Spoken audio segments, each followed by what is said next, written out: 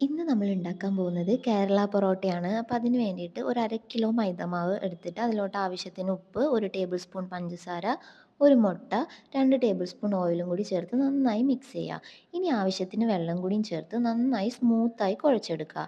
ഈ മാവ് ഒരു 4 മണിക്കൂർ റെസ്റ്റ് ചെയ്യാൻ വെക്കുക. 4 മണിക്കൂറിന് ശേഷം നന്നായിട്ട് മാവ് സോഫ്റ്റ് ആയിട്ടുണ്ടാവും. ഇനി നമ്മൾ ഇതൊരു ചെറിയ ചെറിയ ബോൾസ് ആക്കുക. ഇതൊരു 10 പൊറോട്ട ഉണ്ടാക്കാനുള്ള അളവാണിത്. ഇപ്പോൾ ഒരു ബോൾസ് ആക്കിയിട്ട് ഇനി നന്നായി നൈസായി പരത്തിയതിന് ശേഷം അതിന് മേലോട്ട് 2 ടേബിൾ സ്പൂൺ ഓയിലും കുറച്ച് മൈദയും കൂടിയും ചേർക്കുക. എന്നിട്ട് ഈ പ്രോസസ്സ് റിപ്പീറ്റ് ചെയ്യുക. ഇനി ഒരു 1½ മണിക്കൂറിന് ശേഷം നമ്മൾ ഈ മേലെ പരത്തിയിട്ടേക്കുന്ന മാവ് ഇങ്ങനെ വലിച്ചെടുത്ത് കഴിഞ്ഞാൽ ഇതുപോലെ വരും. ഇനി നമ്മൾ ആ പൊറോട്ട റോൾ ചെയ്യുന്ന പോലെ ഇങ്ങനെ റോൾ ചെയ്ത് വെക്കുക. ഇനി നമ്മളത് കൈകൊണ്ട് ഇങ്ങനെ പ്രസ് ചെയ്താൽ തന്നെ നമുക്ക് നന്നായിട്ട് പരന്ന് വരും.